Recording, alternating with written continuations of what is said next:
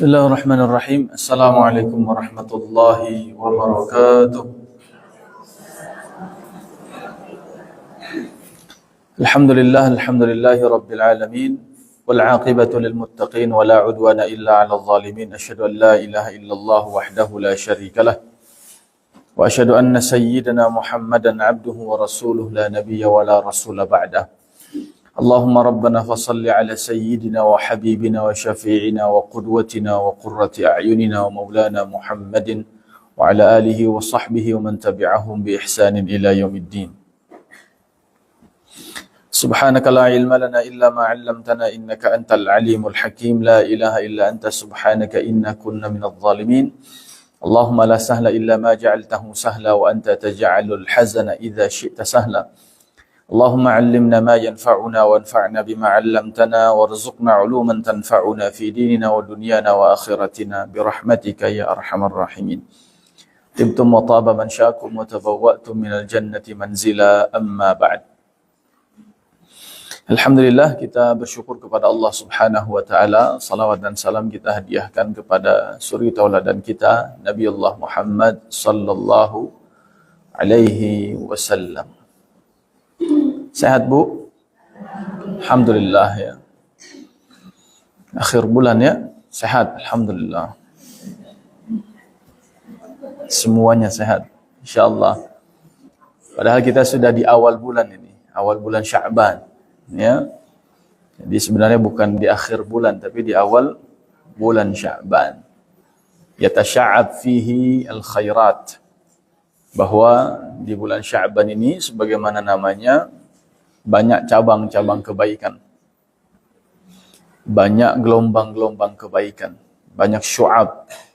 Ya, sehingga mudah-mudahan kebaikan kita sudah mulai bercabang di bulan ini, diperbanyak ketika akarnya kokoh, batangnya kuat, mudah-mudahan cabangnya pun menjadi banyak. Sehingga nanti Ramadan ya tinggal banyak buahnya yang kita nikmati saja. Nah, ibu-ibu sekalian yang dimuliakan Allah. Hari ini kita tentang Isra Mi'raj ya. Walaupun sudah tidak lagi bulan Rajab dengan semua dinamika pendapat di kalangan para ulama tentang kapan kejadiannya. Bukan hanya tentang tanggal, bahkan tentang tahunnya saja itu juga para ulama beda pendapat. Kalau mau lihat dalam kitabnya Ar-Rahiqul Makhtum yang ditulis oleh Safiyur Rahman Al-Mubarakfuri, itu kita bisa dapati setidaknya ada 4 pendapat tentang tahun kejadian Isra dan Mi'raj ya.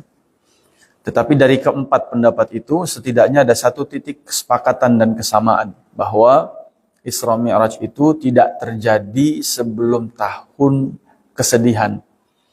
Yang kita tahu bahwa tahun kesedihan itu terjadi tahun 10 kenabian. Di tahun itu wafatlah 2 orang yang paling intens dalam membackup dakwah Nabi, yang terdepan dalam membela aktivitas dakwah beliau adalah Sayyidatuna Khadijah dan juga Abu Talib.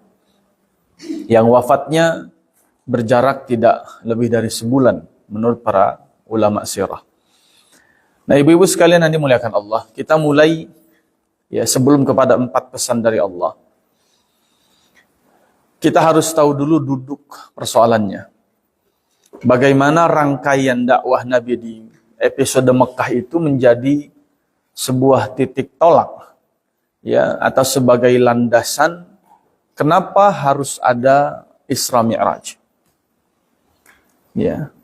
Atau dengan pertanyaan yang lain, apa hikmah Isra Mi'raj baru terjadi setelah tahun 10?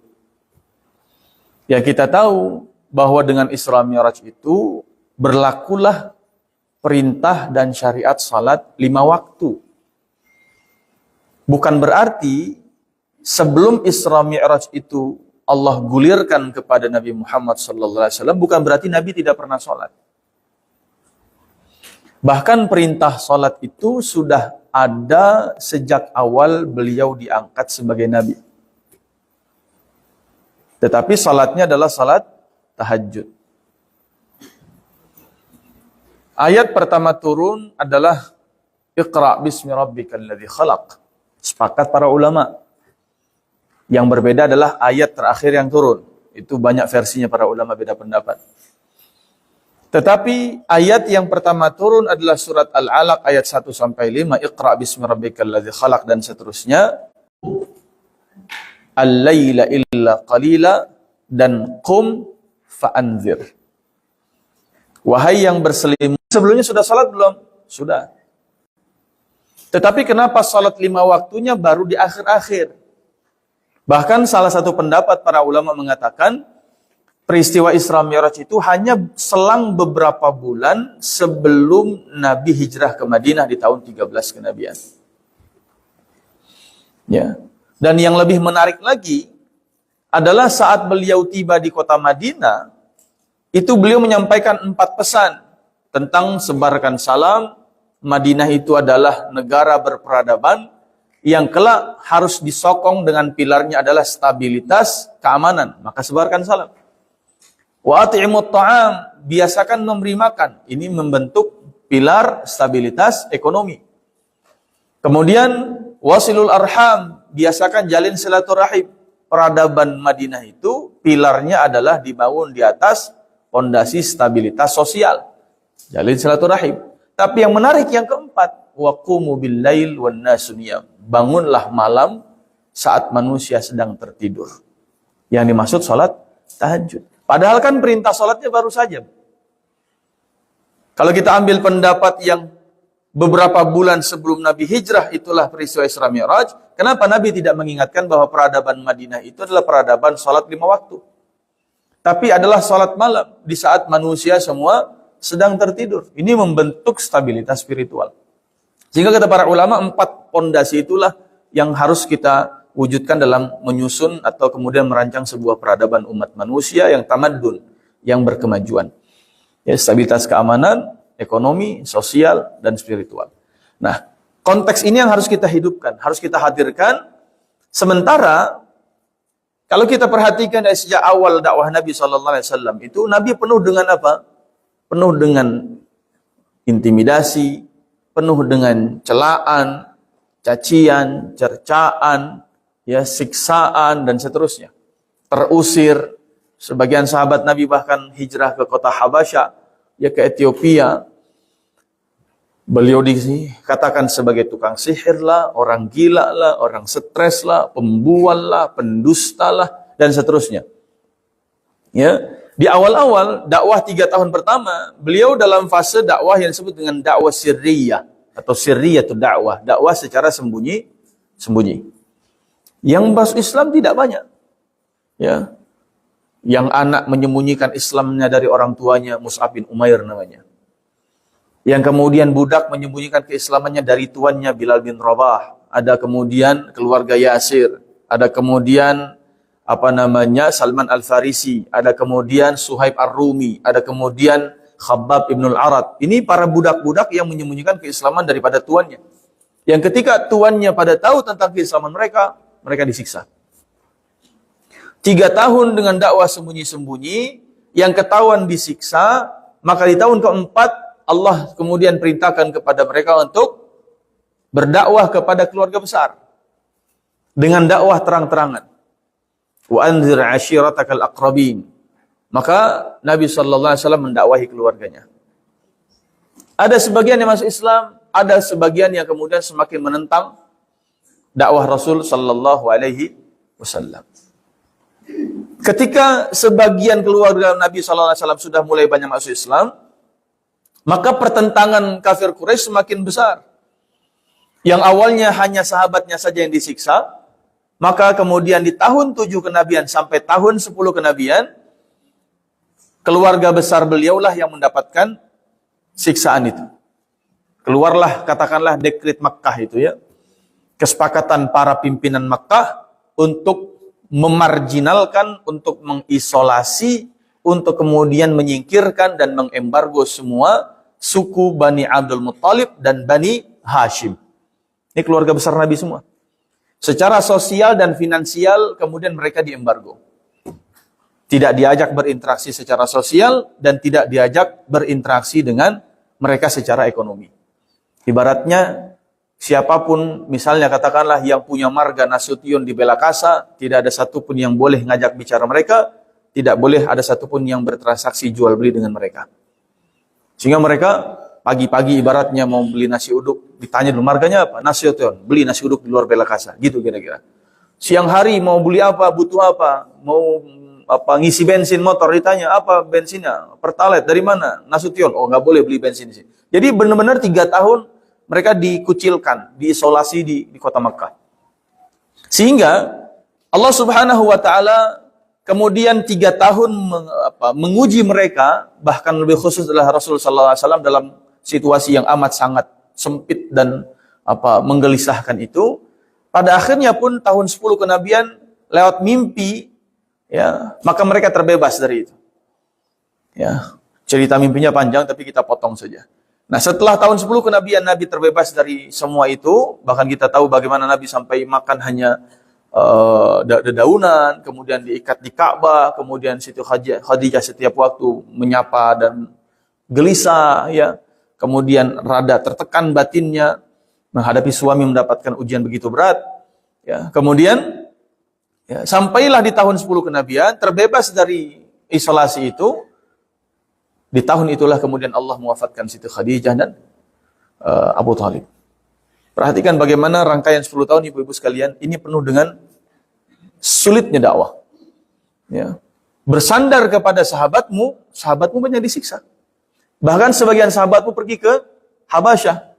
Engkau mau bersandar kepada siapa? Bersandar kepada sukumu, sukumu pun banyak yang tak berdaya, baru diisolasi, mereka tak berdaya. Bersandar kepada istrimu, istrimu sekarang meninggal dunia. Minta tolong kepada pamanmu Abu Thalib, dia juga sudah meninggal dunia. Maka Nabi SAW pergi kemana tahun 10 kenabian, Bu? Ke Taif. Minta suaka, minta perlindungan dakwah. Ya, berharap di Taif menjadi lahan dakwah berikutnya yang lebih kemudian proper, bisa menerima dakwah beliau, sehingga sudah Mekah ditinggalkanlah. Pergilah ke Taif. Kalau dari Mekah ke Taif berapa jam? Sekarang naik mobil. Hah? Berapa jam, Bu? Mekah Taif. Bukan Mekah Madinah. Berapa jam? Sekitar 3 jam ya. 3 jam setengah. Bayangkan dulu beliau berjalan kaki. Demi mencari satu tempat yang datarnya lebih tinggi. Taif kan lebih tinggi kan? Ya, ibaratnya dari Depok, nggak diterima dari Depok, pergi ke puncak lah, kira-kira begitu. Ya. Nyampe sana apa yang terjadi? Dilempari batu kan? Dilempari batu sampai berdarah-darah. Sampai mengundang malaikat penjaga Bukit Taif untuk menawarkan kepada Rasulullah SAW dan meminta agar Rasul meminta kepada Allah supaya Allah menimpakan azab kepada mereka. Ini tinggal nunggu aba-aba. Kalau engkau minta kepada Allah dan saya mintakan kepada engkau ya Rasulullah, minta kepada Allah agar aku menimpakan, ditugaskan oleh Allah untuk menimpakan mereka dengan bukit yang aku ditugaskan untuk menjaganya. Tapi Rasul kan tidak. Biarkan mereka. Ya, mereka kaum yang tidak tahu. Semoga Allah berikan hidayah kepada mereka. Dalam kondisi berdarah-darah, tetap doa kebaikan yang terpancar dari lisan mulia beliau. Seandainya mereka hari ini belum beriman, bisa jadi nanti anak cucu mereka yang beriman. Dan betul, lahirlah dari Taif, ya, sekelas sahabat Nabi mulia Abu Hurairah. Kemudian Imam Masjidil Haram yang saat ini menjadi pimpinan para imam di seluruh Saudi, Syekh Sudais konon, beliau asalnya juga dari Taif. Ya. Bayangkan kalau saat itu kemudian Taif ditimpakan oleh Allah Subhanahu wa taala, mungkin tidak lahir dari mereka insan-insan yang mulia. Tetapi setelah pulang dari Taif, beliau masuk rumah, itu seisi rumah itu, Bu, bayangannya adalah tentang sosok Khadijah saja.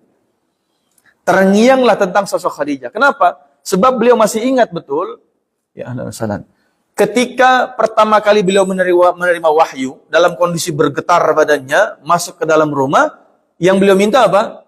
Zammiluni, wahai istriku, selimuti aku. Khadijah menyisirkan rambutku, disinilah kemudian Khadijah melayani aku, disinilah Khadijah menyiapkan minuman untukku dan seterusnya. Maka kemudian beliau terbaring dalam renungan, dalam kemudian kebingungan, dalam kemudian entah apa yang harus beliau lakukan berikutnya. Di Mekah seperti sudah tidak kondusif, tidak ada tempat berlindung, tidak ada tempat kemudian dukungan dan seterusnya. Keluar Mekah ke Taif pun hal yang sama didapati, ya, lemparan batu berdarah-darah. Maka saat itulah kemudian peristiwa Isra Mi'raj hadir. Maka kata para ulama, Isra Mi'raj itu adalah tasliyatun li Rasulillah. Adalah hiburan untuk Nabi. Diajak jalan-jalan. Ya, namanya orang lagi stres, banyak pikiran, diajak jalan-jalan, senang nggak?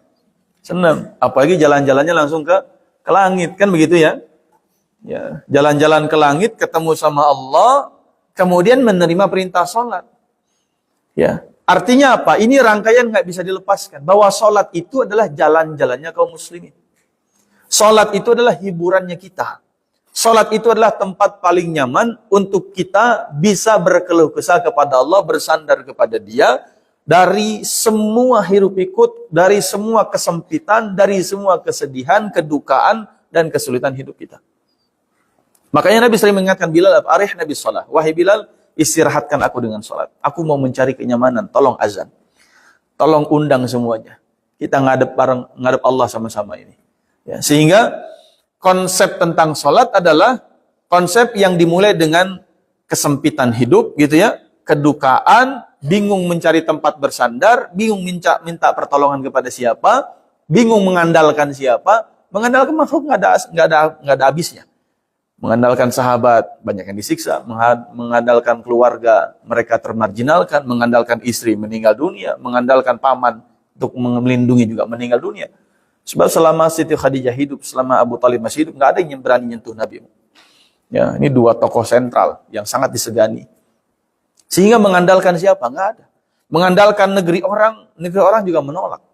Ya, maka pada akhirnya tidak ada satupun yang bisa kita andalkan kecuali kembali berjalan dan terbang menuju Allah Subhanahu wa Ta'ala. Nah, ini konsepnya. Sehingga 4 pesan itu harus kita maknai pada kesempatan hari ini. Cukup saja dengan kalimat subhanalladzi asra bi'abdihi laila. Kita cukup sampai situ saja. Ya, pembahasan hari ini subhanalladzi asra bi'abdihi laila. Ini 4 pesan dari Allah Subhanahu wa Ta'ala. Kita mulai dengan kalimat subhan. Kenapa surat Al-Isra ini harus dimulai dengan kalimat subhan? Apa artinya subhan, Bu? Maha suci. Segala kesucian milik Allah. Ya. Dan ini kalimat apa? Kalimat zikir, kan? Kalimat zikir. Dan satu-satunya kalimat zikir yang paling lengkap untuk menjadi awal surat dari Al-Quran itu hanya kalimat tasbih. Ya, kalau kita faham tasrif, dalam ilmu sharaf ada perubahan kata. Kalimat tasbih ini perubahan katanya sabbaha, yusabbihu, tasbih, subhan, sabbih, kan begitu ya? Musabbih, musabbah, dan seterusnya. Ya, ada sabbaha fi'il madhi, ada yusabbihu fi'il mudhari', ada kalimat perintah fi'il amarnya sabbih, ada masdarnya subhan. Paling lengkap. Kalau pujian, tahmid, itu hammada, atau misalnya hamida, yahmadu, hamdan, atau ihmad. Yang ada menjadi pengawal surat atau pemula surat hanya hamdunya saja, masdar. Dalam surat Al-Fatihah menjadi alhamdulillahi rabbil alamin. Itu pun bagi mazhab yang mengatakan bismillah bukan sebagai ayat dalam Al-Fatihah. Kalau bismillahnya sebagai ayat dalam Al-Fatihah, maka alhamdu bukan menjadi pemula surat. Yang menjadi pemula surat hanya Al-Kahfi berarti. Alhamdulillahilladzi anzala ala abdihi al-kitaba wa lam yaj'al lahu iwaja. Kalimat takbir, ada enggak menjadi pemula surat? Tidak ada. Kabbara yukabbiru takbir, kabbir enggak ada. Istighfar, istaghfara yastaghfiru, istighfar, istaghfir enggak ada. Tetapi kalimat tasbih dari mulai sabbaha, ada enggak jadi awal surat? Ada. Sabbaha lillahi ma fis samawati wa ma fil ard. Disebut sebagai surat-surat al-musabbihat. ya, kalimat-kalimat atau surat-surat yang dimulai dengan kalimat tasbih. Kemudian yusabbihu ada enggak? Ada. Yusabbihu lillahi ma fis samawati wa ma fil ard. Kemudian kalimat fi'il amrnya apa? Sabbih. Ada enggak? Ada. Sabbihisma rabbikal a'la, awal surat Al-A'la. Yang ketika surat ini turun, ayat ini turun, kata Nabi, ij'aluha fi ruku'ik fi sujudikum. Ya, ketika turun surat Al-A'la, sabbihisma rabbikal a'la, kata Nabi, jadikan sabbihisma rabbikal a'la sebagai bacaan sujud kalian. Maka kita baca subhana rabbiyal a'la. Begitu juga akhir surat Al-Waqi'ah ayat 96. Fasabbih bismi rabbikal azim. Ya, bahkan pengakhir surat dan pengawal surat ada lengkap. Ya. Ketika turun ayat itu, kata Nabi, ij'aluha fi ruku'ikum. Jadikan subhan rabbiyal azim sebagai bacaan rukuk kalian. Kemudian subhannya ada enggak? Ada. Yaitu surat Al-Isra. Maka pertanyaan kita adalah, ada apa dengan kalimat tasbih ini? Ada apa dengan kalimat tasbih? Kenapa Allah perintahkan kita tasbih? Kaitannya dengan apa, Bu? Satu, dalam surat Al-Insan, wa minal laili fasjud lahu wasabbihhu lailan tawila. Perintah bertasbih itu dikaitkan dengan perintah qiyamul lail. Lagi-lagi qiyamul lail amalan yang sudah biasa Nabi lakukan 10 tahun. Ya, wa minal laili, dari sebagian waktu malam, maka fasjud lahu, bersujudlah, wasabbihhu, dan bertasbihlah kepadanya, lailan tawila, sepanjang malam. Satu. Yang kedua, kalimat tasbih ini dikaitkan dengan perintah Allah agar kita bertasbih jika ingin ditolong oleh Allah. Idza jaa nasrullahi wal fath wa ra'aitan nasa yadkhuluna fi dinillahi afwaja fasabbih. Perintah pertamanya adalah bertasbih. Jika telah datang pertolongan Allah dan kemenangan dari Allah, maka bertasbihlah, bertahmidlah, beristighfarlah. Ini kalau kita memahami secara teks. Sebagaimana para sahabat Nabi yang dulu ketika ayat ini turun, Sayyidina Umar membawa Sayyidina Ibnu Abbas kemudian ke dalam ruangan yang isinya adalah para sahabat senior. Ketika datang beliau membawa Sayyidina Abbas, maka Sayyidina Umar bertanya kepada para sahabat senior. Ini ada veteran-veteran perang Badar. Ditanya, bagaimana? Famadza taqulun? Apa pendapat kalian tentang ayat Allah yang baru saja turun? Idza jaa nasrullahi wal fath. Sampai akhir. Kemudian kata para sahabat senior apa? Wahai Umar, ini ayat, ini surat gampang difahami. Apa pendapat kalian? Kata mereka, ya, umirna an nusabbihallah wa nahmadahu wa nastaghfirahu idza nusirna wa futiha alaina. Surat ini adalah surat perintah Allah agar kita memperbanyak tasbih, tahmid, istighfar kalau kita ditolong sama Allah dan kalau kita mendapatkan kemenangan dari Allah. Ya, sebagaimana teksnya memang begitu. Tapi kemudian ketika Sayyidina Ibnu Abbas ditanya oleh beliau, ya, maka Ibnu Abbas mengatakan apa? Sesungguhnya surat ini turun sebagai tanda-tanda alamatu ajali Rasulillah. Tanda ajal Rasul sudah dekat. Berarti surat ini ada makna konteksnya.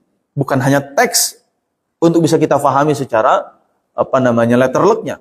Tetapi secara konteksnya apa? Salah satu makna yang bisa kita hadirkan ibu-ibu sekalian, kalimat idza jaa adalah kalimat yang ketika dimulai dengan idza bertemu dengan fi'il madhi, kata kerja bentuk lampau. Harusnya kata kerja bentuk lampau itu kan peristiwa yang sudah terjadi, betul ya? Jika telah datang pertolongan Allah, maka bertasbihlah. Kalau kita maknai secara tekstual, artinya apa? Kalau kita nggak ditolong Allah, berarti bertasbih nggak? Kan tidak. Perintah bertasbih kalau sudah datang pertolongan Allah. Berarti kalau Allah nggak ngasih pertolongan kepada kita, kita bertasbih tidak? Kan tidak. Kalau memaknai secara teks. Sementara kalimat idza dalam Al-Quran, ketika bertemu dengan fi'il madhi, kata kerja bentuk lampau, ternyata peristiwanya belum terjadi. Terutama berkaitan dengan hari kiamat. Idza waqa'atil waqi'ah. Idza syamsu kuwirat. Idza samaa'un syaqqat. Idza samaa'un fatarat. Dan rentetan idza dalam surat At-Takwir. Wa idzan nujumu kadarat wa idzal jibalu suyirat wa idzal isyaru uttilat wa idzal biharu sujirat dan seterusnya. Itu idza ketemu dengan fi'il madhi kata kerja bentuk lampau. Pertanyaannya, kiamatnya sudah terjadi belum? Belum. Maka huruf idza ketika bertemu dengan kata kerja bentuk lampau padahal peristiwanya belum terjadi, maknanya menjadi apa? Litahaqquqil wuqu', bahwa peristiwa itu pasti akan terjadi di masa yang akan datang. Maka idza jaa nasrullah maknanya menjadi apa? Jika kalian betul-betul ingin mendapatkan pertolongan dari Allah yang pasti akan datang di masa yang akan datang, maka menjemputnya dengan apa? Perbanyak tasbih. Jadi salat ini, kenapa Allah Subhanahu wa taala mengundang Nabi secara langsung untuk kemudian mensyariat kepadanya salat, mensyariatkan kepadanya salat, seolah-olah Allah mau ngasih pesan apa? 10 tahun engkau di Mekah, ya Rasulullah, dengan segala kesulitan, penderitaan, siksaan, cacian, celaan, ancaman, intimidasi dan seterusnya, engkau sabar melalui itu. Wasta'inu bis sabrinya sudah. Minta tolonglah kepada Allah dengan sabarnya sudah. 10 tahun sabar, setiap malam sholat tahajud. Pertolongan Allahnya mana? Salatnya belum. Maka wasta'inu bis sabri itu harus dengan salah, dengan salat. Maka setelah syariat salat ditetapkan, berikutnya Rasul selalu mendapatkan pertolongan dari Allah. Hatta dalam perang Uhud sekalipun. Perang Uhud itu Nabi menang, bukan kalah. Perang Uhud itu Nabi menang. Perang Hunain pun, itu walaupun banyak kaum muslimin yang syahid, tetap ujungnya menang. Karena berhasil memukul mundur. Jadi setelah peristiwa sholat datang, Isra Mi'raj datang itu, maka berikutnya adalah betul-betul idza jaa nasrullah. Kenapa? Sebab tidak bisa kita mendapatkan pertolongan Allah kecuali dengan sabar, dan salat itu firman-Nya. Tapi sholatnya yang seperti apa? Dalam Al-Quranul Karim, ibu-ibu sekalian, gerakan sholat yang menjadi simbol dari sholat adalah 3 saja. Ruku, sujud, qiyam. Misalnya, idza qumtum ila sholati faghsilu wujuhakum. Kalau Anda mau qiyam, mau bangun berdiri salat, maka basuhlah wajah, tangan, kepala dan kaki. Syariat wudu. Qumil laila illa qalila. Bangunlah malam walaupun sedikit, sebentar. Itu perintahnya adalah salat. Begitu juga gerakan salat yang menjadi simbol salat adalah ruku dan sujud. Farka'u ma'ar-raki'in. Rukuklah bersama dengan orang-orang yang ruku. Wa minal laili fasjud lahu. Dari sebagian waktu malam sujudlah. Maksudnya apa? Salat. Ruku, sujud menjadi simbol sholat. Pertanyaannya adalah, bacaan ruku dan sujud apa? Subhan. Awal surat Al-Isra apa? Subhan. Baik, udah ketemu ya? Jadi mintalah tolong kepada Allah dengan sabar dan sholat. Artinya apa? Karena gerakan sholat yang menjadi simbol sholatnya adalah ruku dan sujud, berarti mintalah tolong kepada Allah dengan sabar, ruku dan sujud. Bacaan ruku dan sujudnya tasbih. Bahkan jelas bacaannya subhan. Sebagaimana Nabi perintahkan ketika turun surat Al-A'la dan turun ayat terakhir surat Al-Waqi'ah. Maka mintalah tolong kepada Allah dengan sabar dan perbanyak baca tasbih. Bukan berarti tanpa sholat, tidak. Ya, tetapi maknanya adalah juga dengan tasbih. Apa dalil berikutnya? Peristiwa ditelannya Nabi Yunus. Bukan dimakan. Pilihan kata dalam Al-Quran luar biasa. Allah membahasakannya dengan faltaqamahul hut wa huwa mulim. Yunus itu ditelan langsung. Kenapa? Kalau bahasanya dimakan, berarti melalui proses di mulut. Ada pengunyahan. Ya. Kalau dikunyah berarti tulangnya patah, kulitnya sobek, dan seterusnya. Dan ketika Yunus dimuntahkan, tidak ada satupun tulangnya yang patah, tidak ada satupun kulitnya yang sobek. Berarti memang murni ketelan, langsung ditelan. Ya, itu pilihan diksi yang luar biasa. Nah, berapa lama beliau di dalam perut ikan paus? Ada 3 riwayat dalam tafsir Ibnu Katsir. Ada yang mengatakan 3 malam. Ada pendapat kedua mengatakan 1 pekan, masuk hari Jumat, keluar hari Jumat. Ada pendapat yang masyhur 40 hari 40 malam. Persis 40 hari 40 malamnya Nabi Musa diundang kepada Allah di Bukit Tursina. Ya, 40 hari 40 malam. Sehingga seringkali kita menyaksikan dalam banyak riwayat itu kalimat 40 hari 40 malam. Ya, siapa yang datang kemudian ke ke dukun mempercayainya, ya, kemudian tidak akan diterima sholatnya 40 hari 40 malam. Siapa yang kemudian melakukan dosa tertentu tidak akan mencium bau surga dari 40 mil, ya. Jadi angka 40 ini luar biasa. Makanya banyak juga amal-amal itu yang seringkali dikaitkan baca ini selama 40 hari 40 malam, baca ini selama, contohnya satu amalan kalau ibu dalam satu kebutuhan hajat. Ini saya dapatkan ijazahnya dari salah seorang syekh di Mesir. Dulu beliau mufti Jumhuriyah, ya, mufti di Mesir, namanya Syekh Ali Jum'ar, ya, hafizahullah taala. Beliau mengutip tentang surat Al-Qasas 24. Tentang doa Nabi Musa. Ya, doa Nabi Musa saat beliau sedang dalam kondisi lapar sekali. Ya, jalan jauh dari Mesir, kemudian di tengah perjalanan ketemu dengan seorang atau 2 orang perempuan yang sedang membawa ternaknya, sedang mengantri minum. Ya. Kemudian dalam kondisi itu beliau membantu kan, mengangkatkan, menimbakan air, menuangkan dan kemudian mengantarkan sampai ke rumah. Dalam kondisi beliau yang sedang kelaparan, lemas dan seterusnya, apa doa beliau? Al-Qasas 24. Rabbi inni lima anzalta ilayya min khairin faqir. Nah, doa ini, ya, beliau ijazahkan kepada kami apa? Kalau dalam kondisi kita betul-betul butuh sesuatu, ya Allah, sesungguhnya saya terhadap apa yang akan Engkau turunkan kepada kami adalah benar-benar fakir, benar-benar butuh, ya Allah. Turunkan, ya Allah, yang kami butuhkan itu. Beliau mengamalkannya apa? Baca itu setiap hari sebanyak 100 kali selama 40 hari. Lagi-lagi 40 ketemu. Ya, siapa yang mau membiasakan amalan tertentu, kata para ulama kita, biasakan selama 40 hari. Mau biasa tahajud nih, biasain selama 40 hari. Ya, mau biasain salat berjamaah di masjid, komitmen, konsisten, biasain 40 hari, jangan putus. Ya, biasakan 40 hari, 40 hari. Nah, 40 hari Nabi Yunus di dalam perut ikan paus, ibu-ibu sekalian. Apa yang beliau lakukan? Bertasbih. Dalam 3 lapis kegelapan. Fanada fi dhulumat. Kegelapan pertama adalah kegelapan malam. Karena beliau ditelannya di malam hari. Kegelapan kedua adalah kegelapan lautan dalam. Karena ikan paus hidupnya di laut dalam. Semakin dalam semakin gelap. Kegelapan ketiga adalah di dalam perut ikan paus. Ini 3 lapis kegelapan yang Allah singgung dalam Al-Quran. Ya, sinyal nggak masuk, listrik nggak masuk, GoFood nggak nyampe, kan gitu ya. Bayangin 40 hari, 40 malam ngapain, Bu? Sementara ketika kemarin kena COVID, ya, beberapa saudara kita ada namanya isolasi mandiri, isoman. Di kamar 1 pekan saja, itu gabutnya bukan main gitu ya, bingung mau kemana-mana. Ujung-ujungnya adalah tiap sejam sekali, paket aja begitu kan. Nah, karena nggak jelas mau ngapain, mau jalan-jalan nggak bisa, makan apa nggak bisa, dan seterusnya gitu kan. Akhirnya paket terus gitu yang datang. Nah, dalam kondisi yang tidak jelas begitu, bayangkan sempit. Ya, seolah-olah 10 tahun nabinya di Mekah, Rasulullah SAW, itu seperti 40 hari di dalam perut ikan paus, bingung Bu mau ngapain. Kemana-mana nggak bisa.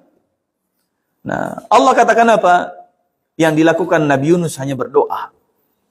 Dan doanya adalah Allah ilaha illa anta, 1. Subhanaka, 2. Inni kuntu minadh dhalimin, 3. Ini 3 kalimat zikir. 1 adalah kalimat tauhid, kalimat tahlil la ilaha illa anta. 2 subhanaka, kalimat tasbih. Inni kuntu minadh dhalimin, kalimat istirja' kita. Kalimat kemudian i'tiraf kita, pengakuan atas kesalahan kita. Sebagaimana Rabbana zalamna anfusana-nya Nabi Adam. Ya, wa illam taghfir lana wa tarhamna lakunanna minal khasirin. Ini i'tiraf, ya Allah, saya benar-benar zalim. Ya. Tetapi dari 3 kalimat zikir, kalimat i'tiraf, kalimat tasbih, kalimat tahlil, Yang Allah katakan yang bisa meloloskan dia dari perut ikan paus apa? Falaula annahu kana minal musabbihin lalabitha fi batnihi ila yaum yub'atsun. Kalaulah bukan karena kalimat tasbihnya yang dia baca terus-menerus, niscaya dia akan terus berada dalam perut ikan paus sampai hari kebangkitan. Jadi yang Allah singgung kalimat tasbihnya. Makanya Allah selamatkan. Jadi kalimat tasbih, kalimat subhan, dan doanya la ilaha illa anta subhanaka. Sujud, subhana rabbiyal a'la. Ruku, subhana rabbiyal azim. Awal surat Al-Isra, subhanalladzi asra. Ketemu jadinya. Jadi perintah salat atau peristiwa Isra Mi'raj, pesan langit yang pertama adalah dari kata subhannya saja ini, Bu. Kalimat subhan ini kalimat yang mensucikan Allah untuk mengundang secepat-cepatnya, sebaik-baiknya pertolongan dari Allah. Yang salah satu caranya dengan salat. Sebab salat simbolnya ruku dan sujud, yang bacaannya adalah kalimat tasbih subhanallah. Dengan subhan rabbiyal a'la, subhan rabbiyal azim, subuhun qudusun, macam-macam variasi bacaan sujud dan ruku.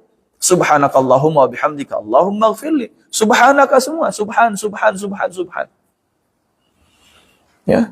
Sehingga usina wa iyyakum, ya.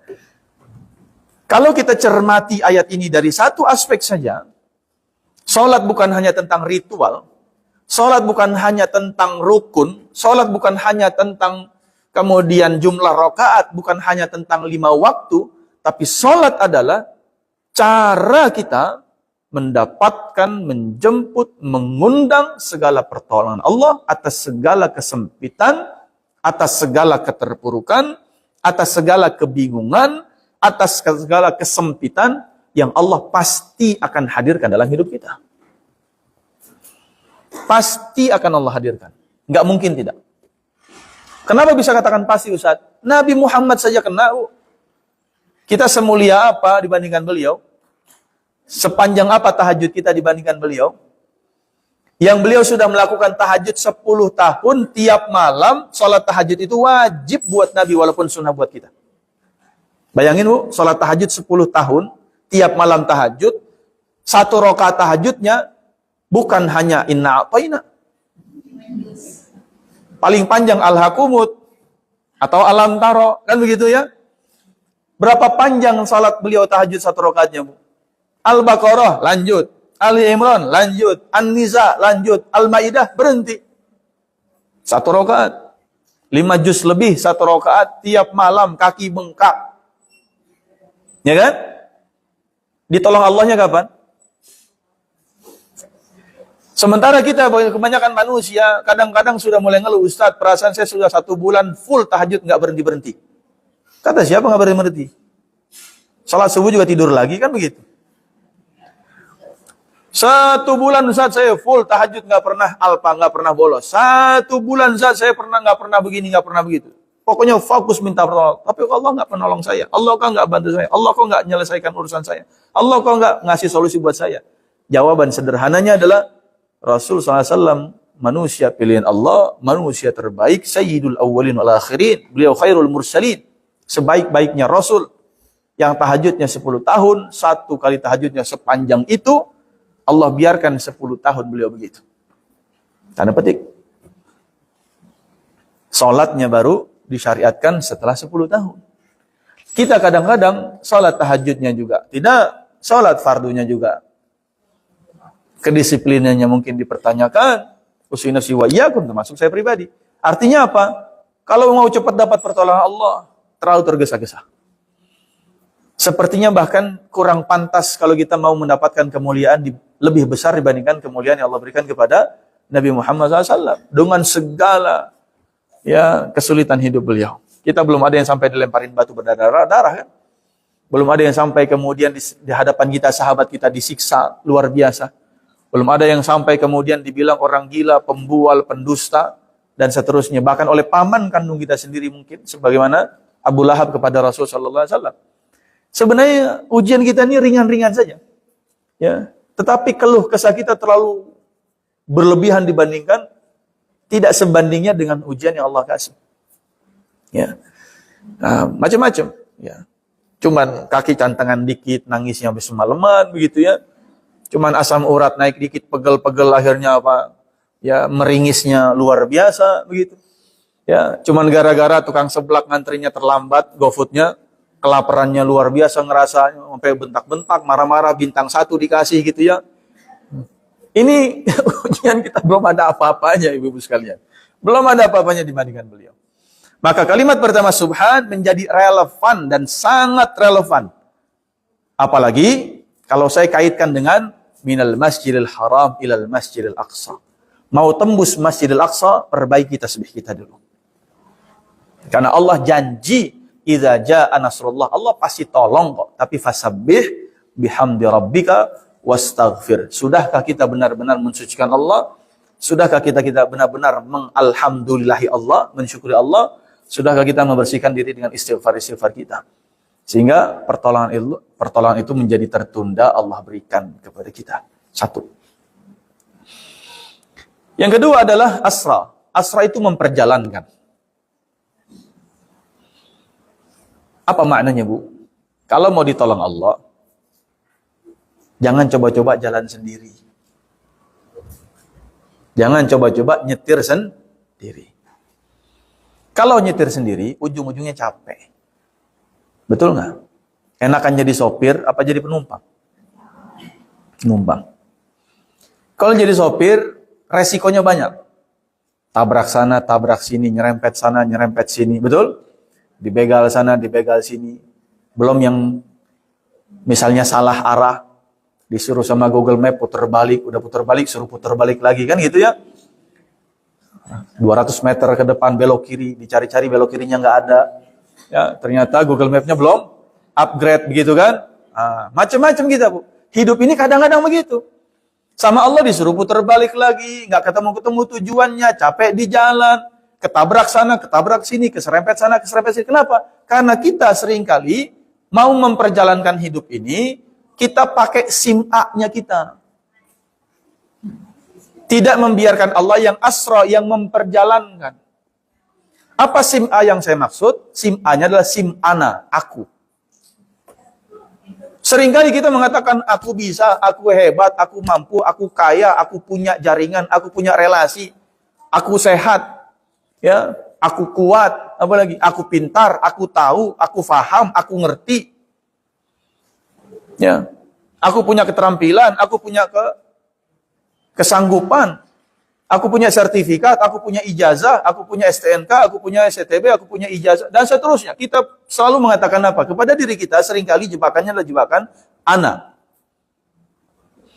Simbol ana dalam Al-Quran cuma 2, Bu.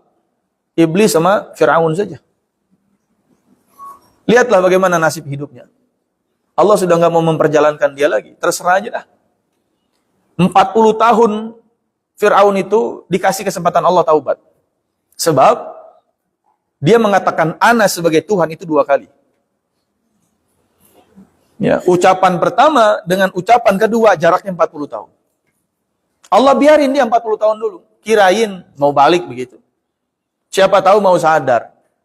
Tapi tetap dia mengatakan ana rabbukumul a'la, saya Tuhan kalian. Maka kali kedua Allah tidak mau tahu lagi. Sudah, ditenggelamkan. Kalau hidup nggak mau ditenggelamkan sama Allah, maka jangan sebutkan nama anak kita.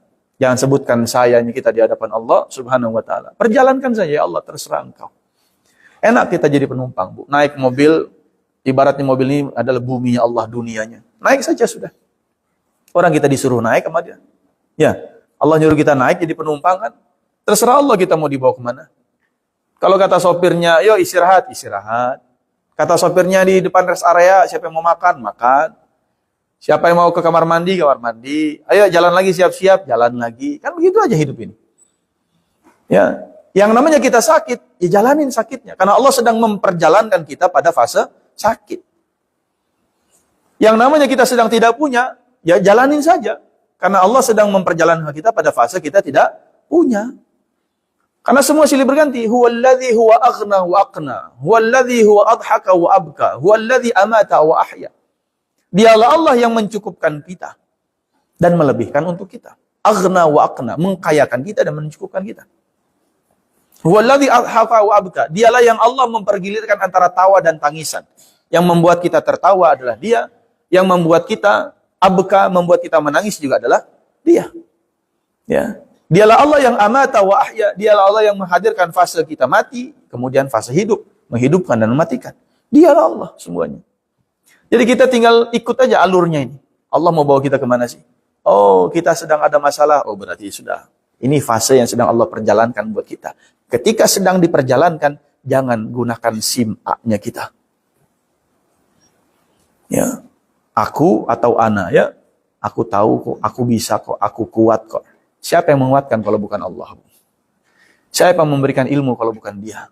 Siapa yang memampukan kalau bukan Dia? Siapa yang mencukupkan kalau bukan Dia? Siapa yang menyehatkan, menyembuhkan kalau bukan Dia semuanya? Maka semua orang yang memahami ayat ini ketika dia sholat, di mana kalimat akunya, Bu? Nggak ada. Kecuali satu. Inni wajjahtu wajhiyah. Di awal setelah takbiratul ihram, dia langsung bilang, Inni ya Allah, saya hadapkan wajah saya hanya kepada Engkau. Itu nggak di akhir. Selebihnya apa? Sholat kan ada doa semua. Rabbighfirli warhamni. Subhana rabbiyal a'la, subhana rabbiyal azim. Semua akunya disandarkan kepada Allah Subhanahu. Semua. Subhana rabbiya, maha suci Tuhanku. Rabbighfirli, ya Allah ampuni aku. Ya kan? Assalamu alayka ayyuhan nabi, hanya kepadamu ya Rasulullah keselamatan. Assalamu alayna, kepada kami semua, bukan kepada aku. Allahumma salli ala Muhammad, Allahumma salli ala Sayyidina Ibrahim. Semua tentang kepada orang lain. Hak orang lain kita penuhi. Hak orang lain kita tunaikan. Sudahkah kita mencontoh Nabi Ibrahim? Assalamu alayka ayyuhan nabi wa rahmatullahi. Assalamu alayna wa ala ibadillah salli. Asyhadu an la ilaha illallah. Sampai Allahumma salli ala Sayyidina Muhammad. Kama sallaita ala Ibrahim. Wa barik ala Muhammad. Kama barakta ala Ibrahim. Sudahkah kita mencontoh abinya, bapaknya para nabi, yaitu Nabi Ibrahim? Sudahkah kita mencontoh Nabi Muhammad SAW? Jadi, satu-satunya kalimat saya yang kita komitmenkan dalam sholat, sekali lagi hanya inni wajjahtu. Itu pun kalau yang iftitahnya pakai yang itu. Kalau yang bukan pakai itu, nggak ada, Bu. Allahumma ba'id baini wa baina khataya, ini mengampuni dosa. Kemudian Allah manaqqini, sucikan dari dosa. Allahumma ghsilni, bersihkan dari dosa. Semua kepentingan kita bukan kita yang mengatakan aku kepada Allah. Kecuali satu persaksian itu. Inni wajjahtu saja. Dan memang yang dibutuhkan dari kita kepada Allah adalah tentang persaksian kita mau ngadep kemana. Kita berserah kepada siapa. Itulah konsepsi tentang inni aslamtu lillah ya rabbil alamin. Saya benar-benar pasrahkan, serahkan, kembalikan semua hanya kepada Engkau ya Rabb.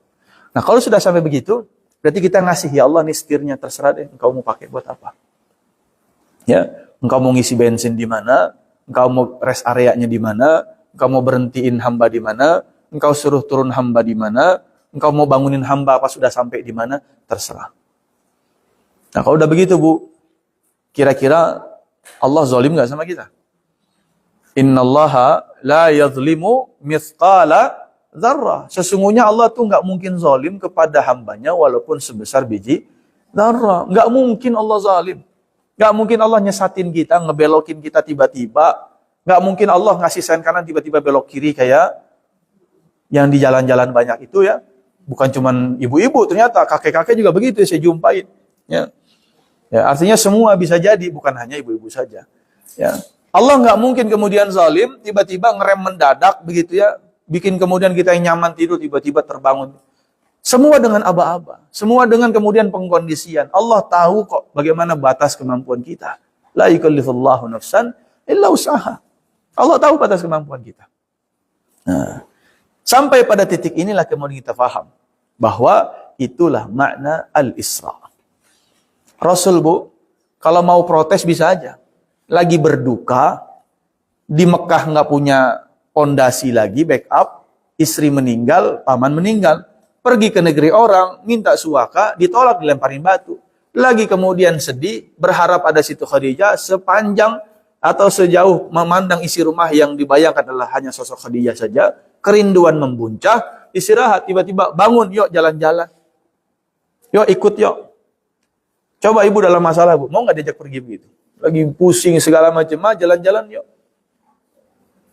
Ya. Berduka, kaki berdarah-darah, lagi luka begitu. Logikanya apa? Kan yang dibutuhkan istirahat doang. Betul nggak? Yang dibutuhkan apa? Cuman tidur, nenangin pikiran, istirahat, ada yang menghibur, supaya nggak nangis, supaya nggak terluka, dan seterusnya. Supaya rasa sakitnya nggak kerasa. Gimana? Oh, ternyata satu-satunya cara adalah ikut Allah. Yuk ikut. Dijemput sama Jibril. Jibril bawa buruk. Ya. Kalau mau dijemput Allah, nah Allah gimana cara jemput ngundangnya? Makanya setiap waktu salat Allah ngundang. Allahu Akbar, diundang yuk, mau dijemput nggak? Ikut yuk, datang yuk. Cuman kan masih banyak yang belum mau datang. Ya Bu ya? Betul nggak? Bagaimana respon kita terhadap azan?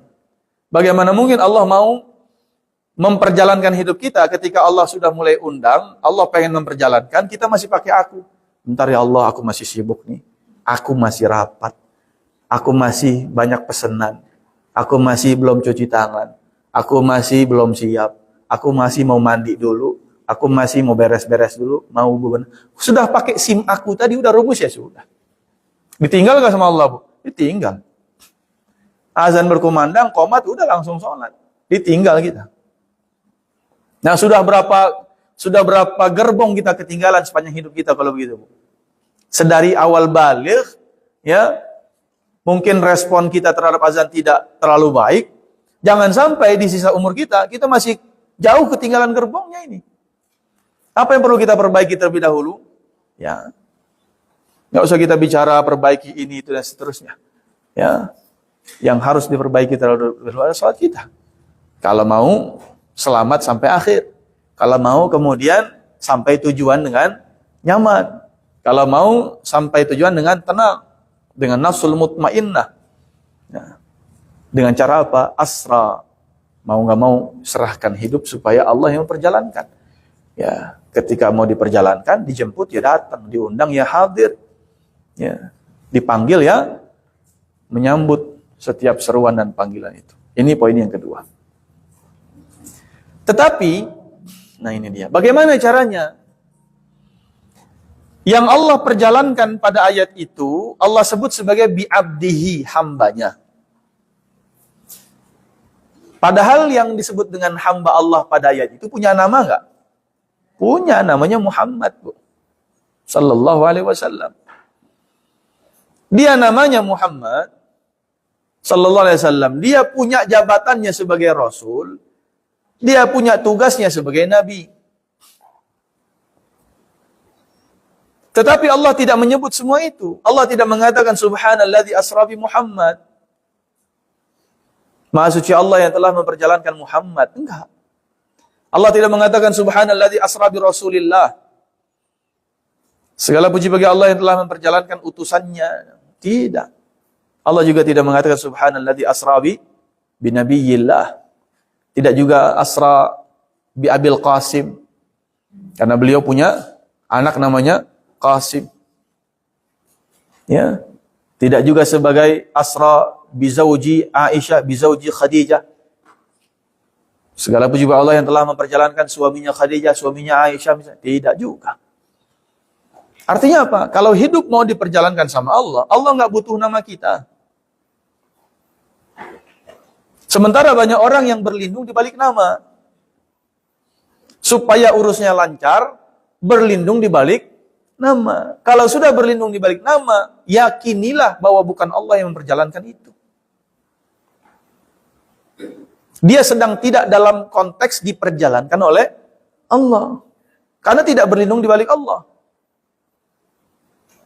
Pak, kalau nanti susah, sebut aja nama saya 3 kali. Berarti sudah membiarkan untuk hidupnya tidak diperjalankan oleh Allah. Karena Allah nggak butuh nama seseorang. Nama Muhammad pun Allah tidak butuh. Tapi yang Allah butuh abdihi, hambanya saja. Apalagi jabatan, fungsinya, tugasnya sebagai Rasul dan Nabi. Allah nggak butuh jabatan kita, fungsi kita, tugas kita. Saya kan anaknya fulan, saya kan jabatannya ini, saya kan kedudukannya ini, saya kan pangkatnya ini, saya kan tugasnya ini, dan seterusnya. Saya kan suaminya ini, saya kan anaknya fulan, saya kan bapaknya fulan. Nggak penting. Allah nggak sebut semua itu. Tapi Allah sebut hanya abdihi, hambanya saja. Apa artinya ibu-ibu sekalian? Kalau mau hidup diperjalankan oleh Allah dan banyak ditolong sama Allah setelah kita memperbanyak tasbih kita, memperbaiki salat kita, kemudian merespon setiap panggilan dan jemputan dari Allah. Kalau orang Malaysia itu menyebut undangan apa? Jemputan kan? Betul nggak? Orang Melayu, orang Malaysia itu. Jemputan kerajaan. Maksudnya apa? Undangan kan? Ya. Dijemput, diundang sama Allah dengan azan itu. Sudah kita memperbaiki itu, jangan pernah membawa apapun status kita. Ya. Jangan berlindung di balik unsur duniawi kita. Jangan kemudian berlindung di balik simbol-simbol duniawi kita. Bawa saja diri kita. Terlalu mahal iman itu kalau disandingkan dengan harga baju. Berapalah harga baju kita? Paling mahal berapa harga baju? Paling sekian juta. Ya. Kalau iman kita kemudian mau dibandingkan dengan jam tangan kita, terlalu mahal iman kita. Nggak pantas dibandingkan dengan harga jam tangan kita. Kalaulah iman kemudian disebandingkan dengan merek mobil kita, lebih mahal harga iman kita. Ini makna pertama. Jadi, jangan pernah membawa embel-embel dunia, seolah Allah sudah membersihkan Nabi dari embel-embel semua dunia. Engkau tidak perlu membawa sahabatmu, tidak perlu membawa sukumu, tidak perlu membawa istrimu, tidak perlu membawa pamanmu, tidak perlu membawa Taif dan seterusnya. Datang kepadaku, bawa seorang diri sebagai hamba saja. Makanya kalau ke masjid, janganlah kemudian kita sholat pakai simbol-simbol itu kan. Ada salah satu seorang jamaah kami yang beliau punya bintang lah di pundaknya. Tapi kalau sholat itu lepaskan semua bajunya. Kalau setiap ke kantor beliau pakai bawa baju sendiri, baju koko itu. Bawa baju koko untuk sekedar sholat. Setelah itu dia lepas lagi pakai baju dinas lagi. Dan setiap ke kantor bawa sarung sendiri.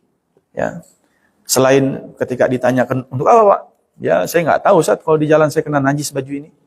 Yang kedua masa iya baju ini yang saya gunakan menghadap manusia, saya gunakan buat menghadap Allah. Yang dengan di hadapan manusia saya berbangga, tapi masa iya saya bangga ini di hadapan Allah, dan seterusnya dan seterusnya. Artinya apa? Boleh kita sebagai apapun di dunia statusnya. Tetapi di masjid ini kita nggak ada yang tahu siapa yang profesor, ya siapa yang doktor, siapa yang orang kaya, siapa yang rekeningnya nolnya banyak, ya nolnya doang, ya. Siapa yang kemudian ini itu dan seterusnya. Nggak ada yang tahu. Sampai di satu taklim itu, saya nggak tahu awalnya. Para sepuh-sepuh semua. Sepuh-sepuh semua. Setelah selesai, ternyata dikenalin. Ustadz, ini profesor guru besar UI. Ini dosen di Dr. Gunadarma. Ini dosen di UNJ. Ini dosen kemudian di, Trisakti. Para dokter, profesor. Kaget saya. Ya, kenapa? Karena mereka membuang semua simbol-simbol itu. Kita nggak tahu. Saya nggak tahu itu di antara ibu-ibu ini siapa. Mungkin ada yang istrinya jenderal, saya nggak tahu. Mungkin ada yang istrinya pengusaha apa, misalnya tambang batu baranya di mana-mana, begitu ya. Ini kan wajahnya wajah pengusaha kelapa sawit semua di sini, gini. Masya Allah. Ya, minimal minyak kelapa sawitnya ada di rumah kan begitu. Ibu ya. Itu tanda bahwa ibu pengusaha kelapa sawit semua kan? Ya. Jadi, ke masjid itu kita lepaskan saja. Menghadap Allah itu kita lepaskan. Sehingga, yang namanya panggilan, Allah itu hanya panggilan penghambaan. Lihatlah panggilan-panggilan tentang ibadah, tentang semua itu. Panggilannya lebih sering, ya ayyuhalladzina amanu. Bukan ya, bahkan tidak ada satupun dalam Al-Quran panggilan wahai orang-orang Islam. Tidak ada ya ayyuhalladzina aslamu. Panggilan dalam Al-Quran kalau bukan ya ayyuhan nas, ya bani Adam, kalau bukan ya ayyuhalladzina amanu. Atau ya ahlal kitab. Ya, tidak Allah sebutkan wahai orang Islam, tidak. Kalau kita sudah berislam bukan jaminan kita akan dipanggil Allah. Puasa, Allah manggil cuma ya ayyuhalladzina amanu kutiba alaikumusiyam. Bahkan tidak ya ayyuhan nas, bukan kewajiban bagi semua manusia. Hanya orang beriman yang bisa menjalankan puasa nanti. Ya, man shoma ramadhana imanan. Panggilan salat, alladzina yu'minuna bil ghaibi wa yuqimunas shalah. Harus iman kepada ghaib dulu baru wa yuqimunas shalah, baru bisa salat. Sehingga konsep kita tentang subhanalladzi asra bi'abdihi yang senantiasa harus kita hadirkan adalah status hamba. Kalau mau diperjalankan oleh Allah, aktivasi predikat kita sebagai hambanya Allah. Status di dunia ini tentang menghamba saja. Apa yang kita lakukan dalam rangka penghambaan. Kalau disitulah posisi kita, insya Allah semuanya akan ditolong Allah. Ibu, kenapa ibu bekerja? Saya dalam rangka beribadah kepada Allah. Pekerjaannya akan dibantu sama Allah, ditolong Allah. Ibu, kenapa usaha? Usaha apa? Bisnis apa? Saya pengen sedekah saya semakin banyak. Saya pengen ngumrohin banyak orang. Saya pengen hajiin banyak karyawan. Misalnya, saya pengen menjadi hamba Allah yang terbaik. Maka di posisi itulah Allah akan asra bi'abdi. Akan Allah perjalankan usaha kita. Kenapa Anda menuntut ilmu? Oh, supaya saya bergelar profesor. Supaya saya menjadi guru besar. Itu nggak akan diperjalankan sama Allah. Ada aja hambatannya. Ada aja nanti keserempet-keserempetnya. Ada aja disuruh muter baliknya. Tapi kalau mau diperjalankan sama Allah sampai tuntas, niatkan menuntut ilmunya karena beribadah karena Allah Subhanahu wa ta'ala. Jadi konsepnya jelas, ya, semua hidup di dunia agar mendapatkan pertolongan, mau diperjalankan sama Allah, yang perlu diaktifasi niat kita adalah sebagai hamba dan semuanya dalam rangka menghamba kepada Allah. Kemudian yang terakhir adalah Laila. Apa artinya Laila, Bu? Malam. Malam hari. Ya. Kenapa Allah menyinggung malam? Ini para ulama luar biasa ketika mengkaji ayat ini, mereka mengingatkan kita bahwa memperbaiki hidup, perbaiki malam kita. Ini standar sederhana. Dan waktu malam itu dimulai dari waktu menyegerakan tidur dan menyegerakan bangun. Bagaimana mungkin Allah mau nolong kita kalau kebiasaan kita adalah mengakhirkan tidur dan mengakhirkan bangun? Maka rancangan mereka terhadap umat ini adalah bagaimana supaya generasi umat ini dibuat malam-malamnya tidak cepat tidur. Dibuatlah game-gamenya, dibuatlah warung-warung kopinya, dibuatlah kafe-kafenya, dibuatlah tempat-tempat nongkrongnya, tempat-tempat biliarnya, tempat-tempat kemudian diskotiknya, dunia-dunia malamnya, dan seterusnya, dan seterusnya. Begitu juga dengan si setan gepeng ini, Bu. Nah, ini setan gepeng kita ini. Ya, gara-gara dia rusak semua hidup kita. Rusak waktu tidur kita, waktu istirahat kita. Mau istirahat masih kepikiran. Baru bismikallahumma amutu ahya, tiba-tiba Shopee. Cek lagi. Betul? Ya. Nah. Baru bismikallahumma amutu ahya udah paket lagi.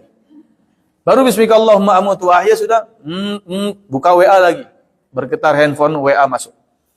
Jadi istirahat kita sudah terganggu, waktu sholat kita terganggu, waktu kemudian ibadah kita terganggu, waktu ngaji kita sama. Apalagi ngaji bulan Ramadan pakai handphone. Sudah lupa halaman berapanya, ngulang lagi, bingung lagi. Belum lagi kalau baru buka satu halaman, notifikasi WA muncul. Ya, ini banyak ayat yang kepotong kalau sudah ngaji pakai HP itu. Wah, rusak sana, rusak sini, begitu kan? Belum lagi rusak hubungan antara mertua dengan menantu gara-gara salah baca WA. Ya. Cuman menyimpulkan intonasi saja. Padahal intonasi mertua kita mungkin pas nulis nggak begitu-gitu amat, tapi kita baca sendiri masalahnya itu. Dan intonasi kita yang buat sendiri kan? Nah. Akhirnya apa? Berantem lagi, ribut lagi, rusak lagi hubungan saudara sama ipar di grup keluarga yang sama, tidak sapa-sapaan. Gara-gara apa? Tersinggung gara-gara WA, seolah-olah nyindir, padahal tidak nyindir sama sekali. Macam-macam di setan gepeng. Rumah tangga berantakan gara-gara si setan gepeng ini juga. Ya, anak kita fitrahnya rusak gara-gara si setan gepeng ini. Betul, Bu ya? Masya Allah. Sementara memperbaiki semua, coba perbaiki kualitas malam kita. Karena malam punya hak. Kalau siang wajarlah. Silahkan dunia. Allah katakan waja'alna an-nahara ma'asya. Memang Allah jadikan siang itu untuk mencari nafkah, penghidupan, kehidupan dan seterusnya. Silahkan silaturahim, hubungkan sana dengan sini. Ya, jalin relasi dan sebut dengan istilah apa? Silah. Ya, kalau hubungan dengan manusia disebut dengan silah, hubungan dengan Allah disebut dengan salah. Ya, ada silat, ada salat. Nah, kalau sepanjang siang kita silat kemana-mana, silaturahim sana, silaturahim sini, silaturahim sana, silaturahim sini, malam kita salat kemana? Menghadap ke siapa? Menjalin hubungan dengan siapa? Jangan dengan Instagram lagi, jangan dengan YouTube lagi, jangan dengan TikTok lagi, jangan dengan game online lagi, dan seterusnya, dan seterusnya. Nah, sehingga mengawali istirahat, dan juga mengawali bangun. Mempercepat tidur, mempercepat bangun. Bahkan dalam fikih, ketika secara hukum ya, hukumnya makruh ketika masih bercakap-cakap, masih bercengkrama setelah isya. Ya, kalau tidak penting, kalau tidak mendesak, kalau tidak ada urgensinya, sama sekali hukumnya sampai makruh. Ya, masih ngobrol sana, ngobrol sini, chat sana, chat sini, ngerumpi sana, ngerumpi sini, nongkrong sana, nongkrong sini. Itu kalau tidak ada faedah, tidak ada urgensinya, sama sekali hukumnya sampai makruh oleh para ulama. Kenapa? Karena kebiasaan Nabi ba'da isya istirahat. Nanti 4 jam sekitar tidurnya, nisfil lail beliau sudah bangun. Makanya ayat tentang bangun malam adalah ya nisfahu awin qusminhu qalila au zid alaihi warattilil qur'ana tartila. Ya. Bangunlah bisa 1/3 malam. Bangunlah kalau bisa 2/3 malam. Bangunlah kalau bisa setengah malam. Ada 3 pilihan. 2/3 malam berarti tidurnya cuma 1/3 malam. Kalaulah waktu malam dalam kalender Islam itu patokannya maghrib ke subuh, ya, berarti kan ada 12 jam. 1/3-nya berapa, Bu? 4 jam. Ya, kalau 2/3 malam itunya bangun, ya, kitanya bangun tidur 2/3 malam, berarti tidurnya kira-kira cuman sampai jam 10. Jam 6 maghrib sampai jam 10 itu waktu kesempatan istirahatnya. Tentu ba'da isya. Ya, sekitar jam 10 istirahat. Berarti 2/3 malam bangun itu dari jam 10 sampai subuh tuh bangun. Kalau nggak bisa, nisfahu setengah malam, berarti jam 12. Berarti kalau isyanya jam 8, 4 jam dapat tidur sampai jam 12. Kalau 1/3 malam terakhir berarti jam 2. Dan subhanallah, ini secara medis. Ya, saya dapat dari kakak kandung saya. Qadarullah, alhamdulillah, beliau spesialis penyakit dalam di RSCM dan mendalami tentang urusan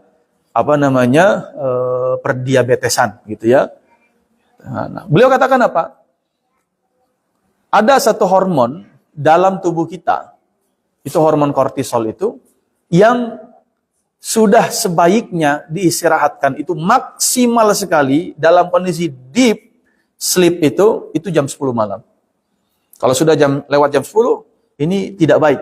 Nah, dan aktifnya, yang paling aktif, yang paling baik untuk kortisol aktif kembali itu jam 3 subuh secara siklus. Ya. Dan itu harus dibarengi dengan kita bangun. Itu kortisol yang paling baik, paling aktif, paling bermanfaat buat tubuh kita di jam 3 subuh, dan itu harus dibarengi dengan kita bangun. Jadi Allah sudah membuat sistem mekanisme tubuh kita ini udah luar biasa. Sebelum jam 10 sudah tidur, jam 3 sudah bangun. Nah, ini kan menghidupkan malam yang sekali lagi saya sampaikan tadi di awal. Bahwa peradaban Madinah itu tidaklah dikatakan oleh Nabi, bangunlah atau jagalah salat 5 waktu. Tapi bangunlah malam saat semua sedang tertidur. Kenapa demikian? Sebab sederhananya, orang kalau sudah komitmen dengan yang sunnah, Bu, yang wajib ringan. Sepanjang tahun sudah biasa salat puasa sunnah Senin Kamis, Ramadan tuh enteng. Tapi kalau nggak pernah puasa sepanjang tahun, Ramadan hari pertama, Masya Allah, itu baru selesai sahur itu udah mikirin buka puasa. Apa buktinya? Nanya sama ibunya, "Mah, ntar buka puasa pakai apa?" Padahal baru selesai makan sahur. Ya. Dan kemudian apa lagi? Kalau misalnya sudah biasa salat tahajud, ya 5 waktu terjaga. Tapi orang yang salat subuh di masjid, belum tentu tadi malam tahajud. Orang yang biasa salat 5 waktu, belum tentu salat sunnahnya dia kerjakan. Tapi orang yang sudah biasa salat sunnah, dia nggak akan abai untuk menunaikan yang wajib. Karena dia tahu martabatnya, dia tahu marwahnya, dia tahu kedudukannya. Kalau orang sudah biasa sedekah infak, zakat 2,5%, zakat fitrah itu ringan. Tapi orang nggak biasa sedekah, zakat fitrah aja masih hitung-hitungan, masih pilih-pilih. Ini ada salah seorang yang konsultasi nanya di Ramadan kurang lebih 2 tahun yang lalu. "Ustaz, ini saya bayar zakat fitrah berapa?" Maksudnya bagaimana, Bu? Ini kan dari MUI Pusat bikin edarannya zakat fitrah katanya 45.000, tapi dari MUI Jawa Barat 50.000 katanya per jiwa, per kepala. Dalam hati saya, Bu, beda goceng doang masih nanya. Ibu mau ngambil yang mana juga silakan, mau 50.000 lebih afdol kan, kira-kira begitu. Gak perlu nanya juga gitu. Terus kalau saya sampaikan 45, kegirangan begitu. Kan beda goceng istilahnya. Nggak usah milih-milih, udah 50 aja. Oh mungkin husnuzon kita, ya beliau mau lebih aman yang mana, nyaman yang mana, mau Jawa Barat atau pusat. Ya. Kalau pusat kan mikirnya kan se-Indonesia, Bu. Kalau dibikin 50.000, daerah-daerah terpencil mungkin 45.000 aja udah berat gitu. Nah, ambil yang batas minimal. Kalau Jawa Barat rata-rata sudah cukup mampu ya bikin 50.000. Ya. Nah itu gambaran sederhana. Orang sudah biasa, misalnya mengamalkan yang sunnah, wajib insya Allah bisa. Tapi yang wajib belum tentu sunnah teramalkan. Makanya Allah mulai dengan lailan. Mulailah perbaiki malam kita. Kalau mau ditolong Allah Subhanahu, kalau mau diperjalankan hidup kita, mau mengaktifasi hamba dan penghambaan kita dan status hamba kita, perbaikilah malam. Makanya lailan di sini disebut sebagai maf'ul. Ada mengatakan maf'ul fi, ya, kata bentuk objek tapi dimensinya waktu. Ya, memperbaiki di waktu malamnya. Ya, sekali lagi kata malam ini menyimpulkan 3 hal sebelumnya. Perbanyak tasbih, wa minal laili fasjud lahu wasabbihhu lailan tawila. Dari sebagian waktu malam sujudlah, salatlah dan bertasbihlah sepanjang malam. Perbaiki tasbih kita, perbanyak tasbih kita di waktu malam. Yang kedua, mau memperjalankan atau mau diperjalankan oleh Allah hidup kita, perbaiki malam kita. Mau mengaktifasi status hamba kita adalah mulailah memperbaiki status malam kita. Mudah-mudahan ya, ini yang bisa saya sampaikan, ya, tepat jam 10.30, ya, kurang 5 menit. Mungkin ada pertanyaan, saya persilahkan. Dari saya cukupkan sementara. Aku qouli hadza wa astaghfirullah wa lakum. Assalamualaikum warahmatullahi wabarakatuh.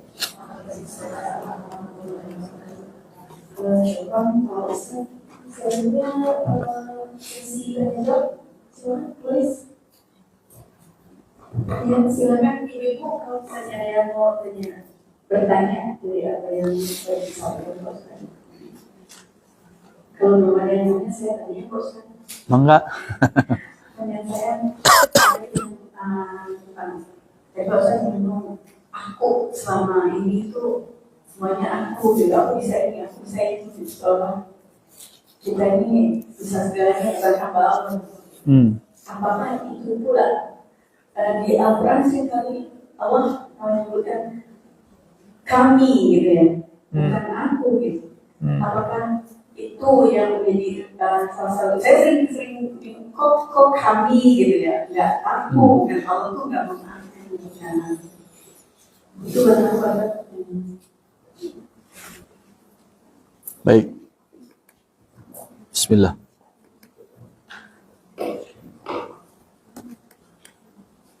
Bismillah. Baik. Di dalam Al-Quran pun Allah mengatakan misalnya, Qul innani anallah la ilaha illa ana. Ya, katakanlah oleh Muhammad, sesungguhnya saya adalah Allah, tidak ada Tuhan selain saya. Ya. Nah, tetapi makna kami dalam beberapa dan banyak ayat Al-Quran lebih untuk menghadirkan lita'zim sya'nih, kata para ulama tafsir, untuk mengagungkan simbolnya, mengagungkan zatnya, mengagungkan dirinya. Ya, sebagaimana kita, bukan dalam rangka menyamakan tentunya. Misalnya kita begini. Kita sebagai ketua panitia, ya, seringkali ketika memberikan sambutan kami ya, mewakili panitia. Karena di belakangnya banyak yang punya peran, punya serta gitu ya. Nah, ketika Allah mengatakan kami, bukan berarti Allah tanda petik seorang diri, sendirian dengan zatnya. Tapi ada malaikatnya, kemudian ada alam semestanya, ada tentara-tentaranya di muka bumi ini, gunung-gunungnya, anginnya, dan seterusnya. Dan itu yang tidak kita punya. Makanya disebut dengan lita'zim sya'nih, ya, untuk mengagungkan zatnya, membesarkan simbolnya.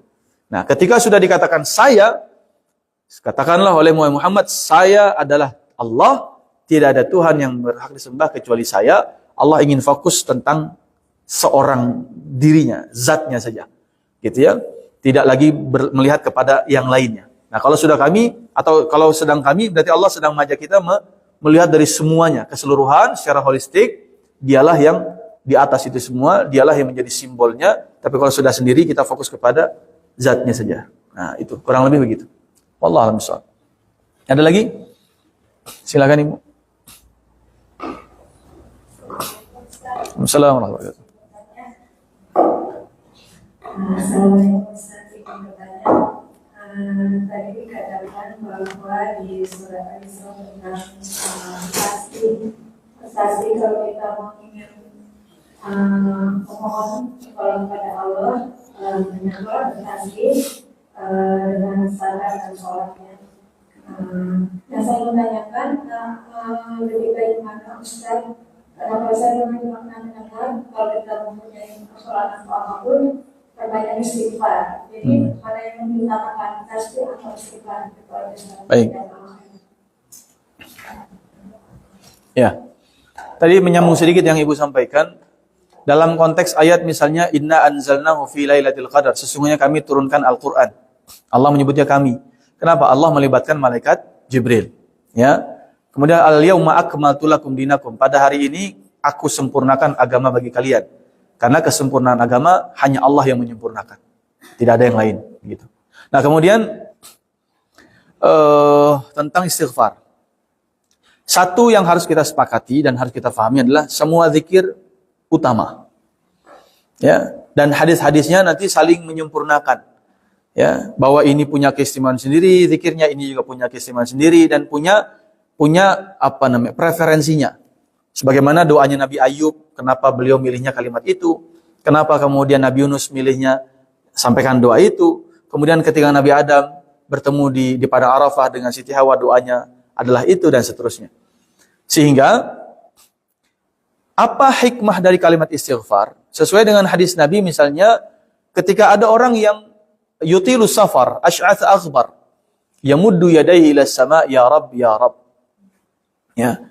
Ketika ada orang sedang melakukan sebuah perjalanan panjang, kemudian bajunya lusuh, rambutnya kemudian kucel, ya, kemudian dia panjangkan, dia tengadahkan tangannya ke langit sambil berkata, ya Rabb, ya Rabb.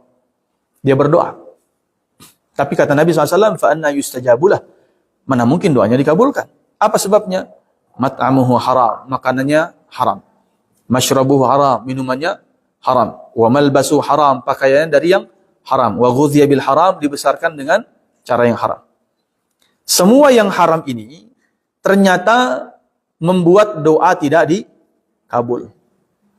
Nah, bagaimana cara kemudian semua yang haram ini bisa tersingkirkan agar doa kita dikabulkan?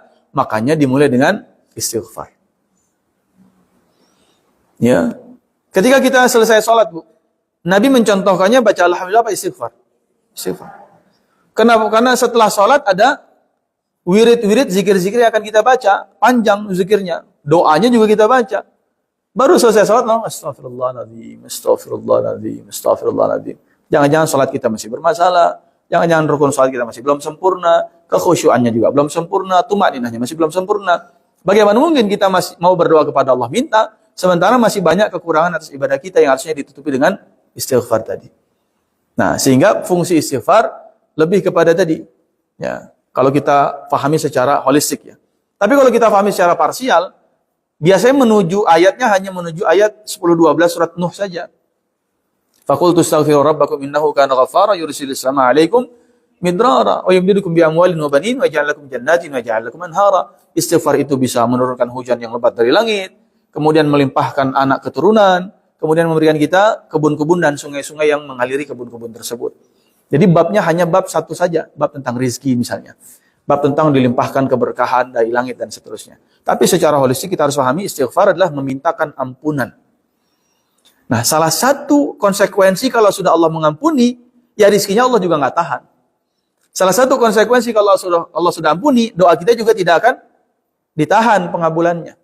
Nah, semua yang menahan semua itu adalah disebut sebagai penutupnya, ghafar. Ya, Allah menutup segala sesuatu itu adalah dengan ampunan yang kita jemput tadi supaya bisa dibuka kembali. Tetapi dalam kondisi gelap, terdesak, nggak tahu arah mau kemana, nggak tahu kemudian minta kepada siapa, berlindung kepada siapa, gelisah, gundah gulana, semua simbol-simbol tadi, fanada fil dzulumat, dalam 3 lapis kegelapan. Namanya gelap kan kita bingung. Melihat cahaya yang sedikit aja udah bersyukur. Melihat pintu keluar saja sudah bersyukur. Dari mana itu bisa kita hadirkan? Dari kalimat subhanaka inni kuntu minadh dhalimin. Kalimat tasbih yang diperbanyak. Dan itu senada dengan idza jaa nasrullah, senada dengan wasta'inu bisabri wassalah. Ya, wallahu a'lam. Silakan. Silakan Ibu. Ini banyak hadiah, ada semangat hadiah. Silakan Ibu yang bertanya, saya kasih hadiah ini cuma buat seru-seruan aja. Silakan. Assalamualaikum warahmatullahi wabarakatuh. Waalaikumsalam warahmatullahi wabarakatuh. Saya ada pemaparan dari ulama juga. Kalau sholawat itu, kalau kita punya hajat ingin segera dikabulkan, maka iringilah dengan sholawat. Karena doa tanpa sholawat itu katanya apa ya, mengabulkan begitu. Bagaimana tanggapannya? Terus posisi sholawat itu sendiri kan lebih dari meskipun sholat tanpa sholawat itu kan batal dari terima. Baik. Waalaikumsalam warahmatullahi wabarakatuh. Keumuman ayat dalam surat Al-Baqarah 185. Wa idza sa'alaka 'ibadi 'anni fa inni qarib ujibu da'watad da'i idza da'ani. Saya pasti akan mengijabah doa hamba-hamba saya yang meminta kepada saya, kata Allah. Jadi praktis doa ini ibadah yang paling ringan. Mau doa dimanapun dan dalam kondisi apapun ada doanya. Masuk kamar mandi ada doanya. Apa iya masuk kamar mandi pakai sholawat dulu? Tidak kan? Mau makan Allah mabarik lana pakai sholawat dulu? Tidak. Artinya tidak semua harus serta-merta pakai salawat. Dan doa bukan hanya doa habis sholat saja. Mau naik kendaraan ada doanya. Mau kemudian keluar rumah ada doanya. Masuk rumah ada doanya. Mau tidur ada doanya. Ya, semua ada doanya. Ya, tetapi karena semua aktivitas kita adalah menyambungkan diri kita kepada Allah, harus dimulai dengan doa. Berarti tidak serta-merta harus dan menjadi rukun sebagaimana salat kita. Kalau salat, tasyahud itu memang menjadi rukun. Salawat juga menjadi ketentuan. Kalau tahiyat kita nggak pakai salawat Nabi, ya jelas tidak sah. Dalam sebagian mazhab yang memasukkan salawat sebagai rukun salatnya. Tetapi kan tidak semua mazhab mengatakan, contohnya misalnya, ya, apakah doa selesai salat pun kemudian menjadi rukun ketika kita menggunakan salawat? Kan tidak. Ya, bahkan doa setelah salat sendiri itu kan para ulama juga sebagian besarnya ya membebaskan kepada kita tanpa perlu ada dipimpin oleh imam sama sekali. Dengan sederhananya Nabi memang tidak pernah mencontohkan secara fi'li. Tetapi berdoa selesai sholat menjadi anjuran Nabi dengan sunnah takriri, namanya takririyah. Nabi menetapkan ketika ada sahabat Nabi selesai sholat dia berdoa. Nabi mengiyakan, Nabi mempersilahkan, Nabi kemudian bertanya, apa doa yang tadi engkau sampaikan? Apa doa yang engkau bacakan? Membuat langit barusan terbuka semua. Dia sampaikan. Berarti doa selesai sholat bukan menjadi keharusan, satu. Tapi zikir selesai sholat menjadi tuntunan, iya. Dan dicontohkan langsung sama Rasul. Nah, apa zikirnya selesai sholat? Adakah salawat? Tidak juga. Jadi salawat penting, iya. Salawat punya fadilah, iya. Tapi mengkhususkan terhadap sesuatu perlu dengan dalil yang jelas. Dan mengkhususkan bahwa setiap doa harus pakai salawat sehingga doanya dikabulkan, ternyata pembuktiannya tidak. Apa yang tidak? Tadi saya sampaikan. Doa masuk kamar mandi, kita nggak pakai salawat. Doa mau makan, nggak pakai salawat. Tapi mau tambah salawat, silahkan. Toh salawat menjadi keberkahan sendiri buat kita. Apalagi kalau sudah, di hari Jumat. Ya, perintahnya Nabi jelas. Kalau sudah hari Jumat, aksiru minas salati alayya yaumal Jum'ah. Perbanyaklah salawat kepada. Kalau sudah bahasa zikir Bu dalam Al-Quran, bahasanya adalah perbanyak saja. Ya ayyuhalladzina amanu dzkurullaha dzikran katsira. Wahai orang beriman, zikirlah, nyebut nama Allah yang banyak. Semua zikir bahasa Al-Qur'annya adalah perbanyaklah. Termasuk zikir maut. Zikrul maut, aksiru zikra hadimil ladzat. Perbanyaklah ingat mati. Zikir kematian itu. Sehingga kalau sudah disebut dengan banyak, berarti tidak ada batasan tempat, tidak ada batasan momentum, tidak ada batasan waktu, kondisi, dan seterusnya. Mau ngapain aja, salawat aja, asal di tempat yang pas. Ya di kamar mandi nggak boleh, ya di kandang-kandang kambing, tempat-tempat kotor tidak dianjurkan, gitu ya. Dalam kondisi tidak bersuci boleh nggak zikir? Boleh. Ya, emang kita bisa pastikan, Bu. Lagi makan kita mau sholawatan harus wudhu lagi misalnya, kan nggak bisa. Sulit, kecuali zikirnya adalah Al-Quran. Ya, baca Al-Quran, madzhab Syafi'i harus pakai wudu, bersuci, bersih. Tanpa hadas kecil atau hadas besar. Gitu ya. Mau kemudian apa lagi? Misalnya, ta'lim. Ini kan termasuk halaqah zikir, kata Nabi. Halaqah zikir. Ya, kalau Anda lewat satu tempat, di situ ada taman-taman surga Allah, maka mampirlah. Sahabat bertanya, wa ma riyadul jannah? Apa taman surga Allah? Kata Nabi, halaqah zikir. Pengajian itu adalah halaqah zikir. Maka masuk ke sini, dianjurkan ada wudunya. Kalau di masjid. Kalau tidak di masjid, ada nggak penganjuran wudunya? Tidak, nggak ada masalah. Ya, karena zikir secara umum tidak perlu ada rukun wudu atau bersuci. Ya, misalnya ada pengajian di kebun, Bu. Di taman. Ya. Mau wudu susah. Harus wudu nggak? Nggak harus. Beda kalau misalnya di masjid. Ada penghormatan terlebih dahulu kepada masjid yang lebih besar dibandingkan hanya tanda petik majelis ilmunya saja. Ya. Jadi sekali lagi silahkan mau bersolawat, perbanyak silahkan. Dalam konteks zikir semua diperbanyak. Dalam sholat memang ada sebagian mengatakan itu rukun, tanpa itu juga tidak sah. Berarti sholatnya kalau rukun.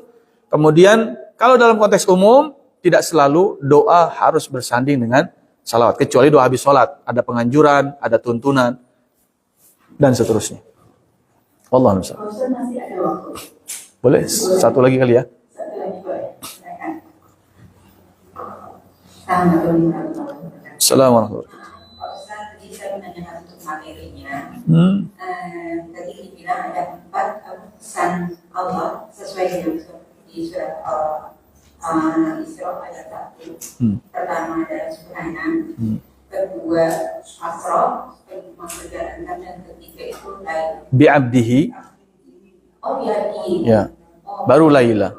Aku skip di situ, Ustaz. Ya. Jadi bi'abdihi yang Bi'abdihi. ketiga dia tulis setelah keempat itu lain. Ya.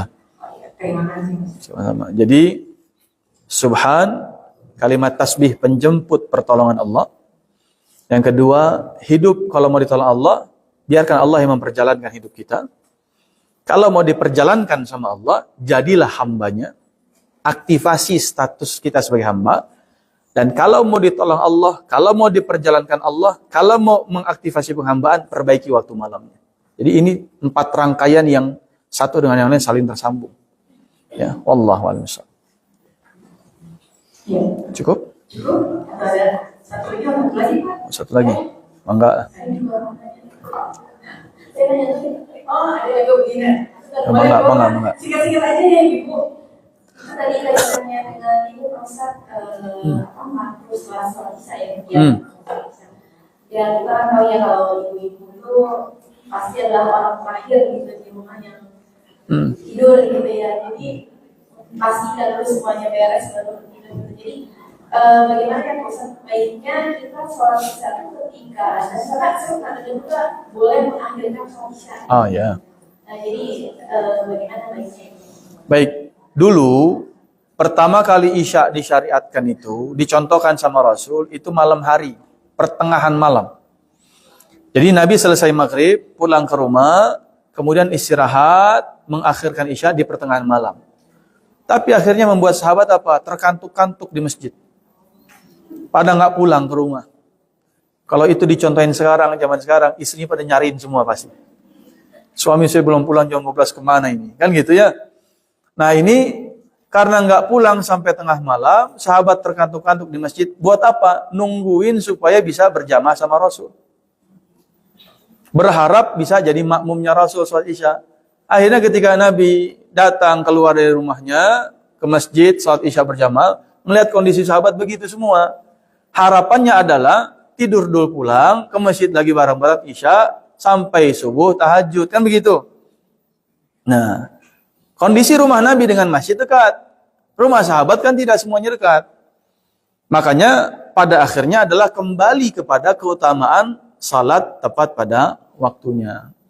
Sebisa mungkin kita melakukan salat pada waktunya. Kenapa? Karena pada ayat hafizu 'alas salawati Al-Baqarah 238. Jagalah 5 waktu salat wassalatil wusta, dan jagalah salat tengah-tengah. Salat tengah-tengah ini maksud memang sebagian besar ulama tafsir mengatakan salat asar. Tapi Al-Imam Az-Zamakhsyari dalam kitab tafsirnya Al-Kasyaf mengatakan semua salat adalah salat tengah-tengah. Karena subuh adalah tengah-tengahnya Isya dan zuhur. Zuhur tengah-tengahnya subuh dan asar. Asar tengah-tengahnya zuhur dan maghrib. Jadi salatlah, jagalah 5 waktu salat dan jagalah salat yang tengah-tengah. Itu penegasan jagalah semua-muanya. Dan kalau sudah bahasanya dengan jagalah, adalah maknanya as-salawatu ala waktiha. Karena hafizu ala, huruf jarnya adalah pakai ala. Jagalah atas. Dan apa yang dikaitkan dengan waktu juga ala. As-salawatu ala waktiha. Atas waktunya. Berarti yang harus dijaga adalah waktu sholatnya. Nah, kalau ada hadis Nabi, ada kebiasaan Nabi dulu, tapi ada Al-Quran, kaidahnya menyatakan dahulukan Al-Quran. Karena apa yang buat Nabi, biasanya atau juga seringkali adalah tentang kekhususan untuk beliau saja. Contoh Al-Quran mengatakan, nikah itu 2, 3, 4. Kalau nggak bisa 1. Tapi dalam hadis Nabinya berapa? Kan beliau ada beberapa. Maka yang didahulukan buat umat Nabi adalah maksimal 4. Minimal 1. Yang itu khusus buat beliau. Nah begitu juga kalau beliau, karena tahajud itu wajib buat beliau, maka beliau menyegerakan tidur, bangun malamnya pertengahan, Isya lanjut tahajud. Kalau itu dicoba sama kita, saya nggak jamin. Nggak dijamin bakal bangun. Dan bakal lanjut tahajud. Itu masalahnya, Bu. Ya. Sedangkan Sayyidina Umar dan Abu Bakar pun pernah berdiskusi. Ente bagaimana salat tahajudnya, salat qiyamul lailnya, witirnya? Kata Umar, saya mah sebelum tidur aja. Kata Abu Bakar, kalau saya ntar malam aja. Ya. Jadi beliau pun punya pilihan masing-masing. Mau tahajudnya kapan? Sebelum tidur atau setelah tidur. Tapi Nabi juga pernah wasiatin kepada Abu Hurairah, ya, untuk melakukan 3 hal sepanjang hidupnya. Salah satunya adalah salat witir setiap sebelum tidur. Jadi maknanya apa? Tidak sekedar tidur, tetapi didahului dengan Isya dulu dan lanjut kalau bisa witir dulu. Biar kalau malam sempat tahajud nggak perlu witir lagi, karena tidak ada witir dalam satu malam yang sama sebanyak 2 kali. Ya, mungkin itu ya. Wallahu a'lam bishawab. Ada lagi satu lagi tadi Ibu? Begitu Ustaz bilang mengkhususkan pakai sesuatu, mengkhususkan pada sesuatu perlu dalil yang jelas. Saya jadi ingat ada beberapa perbedaan yang aku jumpai. Kadang-kadang kalau misalnya menghadiri kajian atau majelis taklim, kadang dulu bilang untuk misalnya sakit atau untuk ada hajat tertentu baca ini sekian kali atau baca surat ini pada saat ini. Nah, bagaimana hukumnya jika bacaan itu, zikir ataupun bacaan surat atau doa itu tidak ada dalil Al-Quran atau Sunnahnya? Baik. Kadang-kadang anak saya bilang, mah itu kan ya memang subhanallah misalnya atau apa itu bagus, mungkin ada 100 kali atau 100 kali Baik. atau 1000 kali. Baik. Baik. Baik. Ini pertanyaan harus jeli kita sudut pandangnya. Satu, apa sih yang disebut dengan dalil? Apa yang disebut dengan dalil? Itu harus terjawab dulu. Ya. Kalau kita melihat kepada usul fikih, dalam usul fikih itu dalil ada berapa? Ada 2 jenis. Yang pertama al-adillah al-muttafaq 'alaiha, yang kedua al-adillah al-mukhtalaf fi. Al-mukhtalaf fi. Yang pertama dalil yang disepakati, itu sebagai dalil semua ulama sepakat. Yaitu Al-Qur'an dan Sunnah. Ya, atau hadis. Al-Qur'an dan hadis. Dan Sunnah itu, apa definisi Sunnah? Ma udhifa ilan nabi sallallahu alaihi wasallam. Ini ilmu dasar sekali orang belajar ilmu hadis. Ma udhifa ilan nabi sallallahu alaihi wasallam min qaulin aw fi'lin aw taqririn aw sifah. Apa-apa yang disandarkan kepada Nabi, baik perkataannya, baik perbuatannya, baik ketetapannya, atau kebiasaan atau sifat. Nah, celaka ketika ada orang mengatakan, ini kan nggak pernah dilakukan Nabi. Karena hadis itu, sunnah itu bukan hanya apa-apa yang dilakukan Nabi. Tapi ada juga yang diucapkan Nabi. Oh, ini kan nggak pernah diomongin Nabi, nggak pernah dilakukan Nabi. Ingat, sunnah itu juga ada takrir yang ditetapkan Nabi. Nabi membiarkan sahabatnya melakukan itu tanpa Nabi pernah melakukannya, tanpa Nabi pernah mencontohkan. Apa contohnya? Banyak. Contoh yang paling sederhana adalah apa yang dilakukan Bilal. Beliau sholat wudu. Nabi nggak pernah nyontohin. Apakah kemudian Bilal menjadi ahli bid'ah? Tidak. Justru terompahnya Bilal terdengar oleh Nabi di surga dalam mimpi beliau. Bayangkan, Bu, seandainya Allah tidak ngasih tahu Nabi lewat mimpi, berarti Bilal telah melakukan sesuatu apa yang tidak pernah Nabi katakan, tidak pernah Nabi perintahkan, tidak pernah Nabi contohkan. Berarti Bilal beramal tanpa dalil dong. Itu satu yang harus kita hadirkan ya maknanya. Makanya nanti ada dalil berikutnya, walaupun beda pendapat, ada ijma' dalam usul fikih, ada qiyas. Ibu, apa hukumnya narkoba? Mana dalilnya? Pernah gak Nabi bilang narkoba itu haram? Mana ayat Al-Qur'annya? Mana hadis Nabinya? Mana kemudian ijma' ulamanya? Apa hukumnya ekstasi? Nabi gak pernah bilang. Apa hukumnya vape? Nabi gak pernah bilang. Apa hukumnya bunga bank? Nabi gak pernah bilang. Kata siapa bunga bank itu adalah riba? Itu ijtihad para ulama. Dikiaskan dengan transaksi riba di zaman dulu. Oh, riba di zaman dulu begini skemanya. Oh, bunga bank begini skemanya. Oh, sama. Oh, dulu khamar begini kaidahnya. Oh, khamar itu kualifikasinya begini. Oh, ternyata narkoba juga sama. Dari sisi kecanduannya, menutup akalnya, membuat orang nggak sadarnya, dan seterusnya. Itu yang disebut dengan qiyas. Ya. Nanti ada lagi, ada istishab, ada istihsan, ada masalih mursalah, ada sadduz zari'ah, ada syar'un man qablana, ada al-urf. Apa artinya urf? Adat, kebiasaan. Maka ada satu kaidah fikih mengatakan, itu kaidah fikih kubro, kaidah fikih yang paling besar, 5 kaidah fikih pokok. Ada namanya al-'adah muhakkamah. Adat itu bisa menjadi hukum. Jadi, nggak bisa kita sesederhana mengatakan, Nabi nggak pernah ngomong, Nabi nggak pernah nyontohin, tiba-tiba langsung nggak bisa dilakukan sama sekali. Ini bahaya, sempit. Makanya itulah harusnya yang berbicara begitu orang-orang syariah. Yang memang ilmunya ilmu syariah. Belajar usul fikih itu apa, belajar ilmu hadis itu apa, belajar kaidah fikih, kaidah usul fikih itu apa saja kaidahnya, korelasi antara satu kaidah dengan kaidah berikutnya apa, belajar maqasid syariah itu apa, dan seterusnya. Jadi faham. Sekarang kita mau menghukumi sesuatu susah, Bu. Ibu belanja pakai aplikasi online Gojek. Emang Nabi pernah belanja pakai Gojek? Terus transaksinya apa? Transaksinya mau pakai wakalah bil ujrah, atau pakai kemudian misalnya wadi'ah, atau memang jual beli, atau apa? Ya, kita pakai Gojek itu, aplikasi itu apa, Bu? Pesan GoFood. Kita pakai uang kita bukan? Pakai uang kita kan? Bayarnya kapan? Itu aja udah jadi pertanyaan. Kalau bayarnya belakangan, kita pakai uang siapa dulu? Orang dia dulu. Yang kita gantikan lebih besar apa lebih kecil apa sama dengan yang dibayarkan? Nah, ternyata ada yang lebih besar. Berarti mengganti lebih besar daripada apa yang dibayarkan duluan, kita minjem uang dia duluan dong. Membayar lebih besar dari pinjaman, apa jatuhnya? Riba dong. Makanya wajar beberapa asatidz kita, ustaz kita mengatakan transaksinya adalah cenderung punya konsekuensi riba. Tapi ulama lain, doktor lain, ya nggak perlu saya sebut masing-masing namanya lah, mengatakan ini wakalah bil ujrah. Saya memberikan perwakilan, Bang Gojek tolong belikan dong saya makanan itu. Dan wakalah ada kaidah, ada unsur dalam fikih namanya adaptasi fikihnya bil ujrah, boleh ngasih ujrah, bayaran lebih. Ini saya tolong belikan handphone dong ke sana, harga berapa? 1.500.000. Nah saya kasih buat Anda 1.600.000, 100-nya sebagai ujrah, upah. Saya memberikan perwakilan kepada aplikasi Gojek untuk membelikan sesuatu yang saya butuhkan. Saya klik. Jadi tergantung sudut pandang. Walaupun dua-duanya Nabi nggak pernah mengatakan hukumnya. Memang iya. Nggak ada istilahnya begitu. Tapi kan dia ambil hadis-hadisnya. Oh pernah Nabi begini. Konteksnya berbeda. Tapi kemudian teksnya berbeda.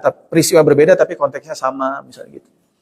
Ya, inilah kajian-kajian yang jurusan syariah memang di sana. Gitu.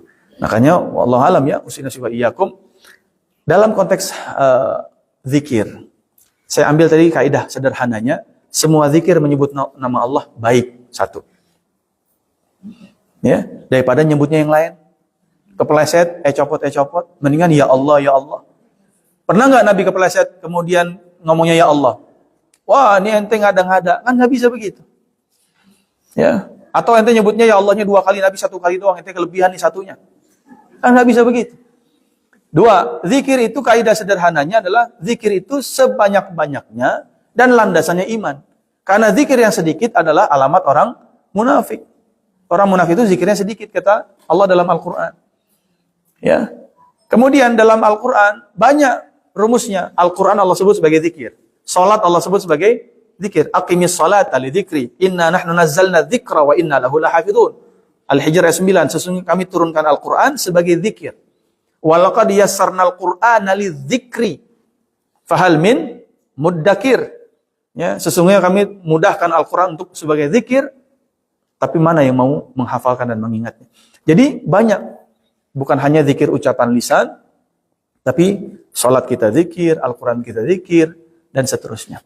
Sehingga memperbanyak itu sebagai kaidah umum saja. Mau 100, mau 100.000. Abu Darda, Bu, itu setiap hari tasbihnya 100.000 kali. Pernah nggak Nabi nyontohin? Enggak. Abu Hurairah tasbihnya setiap hari 10.000 kali. Pernah nggak beliau nyontohin? Enggak. Bahkan ketika ditanya, bagaimana Anda melakukannya? Kata Abu Darda, saya membuat satu tali, itu panjangnya, itu kira-kira berapa itu? Dia belum bilang, pokoknya satu tali saya bentangkan, dan saya pasang 100 pintalan. 100 simpul, iketan. Dia bikin 100 iketan, kemudian dia bilang apa? Saya baca dari ujung ke ujung sebanyak 1000 kali. Jadi 100.000. Nah Abu Hurairah bacanya bagaimana? Dia baca 1000 itu dari pagi sampai malam, dan 1000-nya terakhir untuk genapkan menjadi 10.000, itu dia baca ketika sudah di kasur menjelang tidur. Dan kata beliau, saya tidak akan pernah tidur kecuali saya tuntaskan 10.000 itu. Jadi Nabi pernah nggak nyontoin? 1000 sebelum tidur, 9.000 sepanjang hari? Juga nggak ada hadisnya. Tapi itu menjadi apa? Tanda petik kalau mau kita bilang kreativitas Abu Hurairah, ya kaidah umumnya zikirlah yang banyak. Gitu. Wallahu a'lam bishawab. Cukup ya?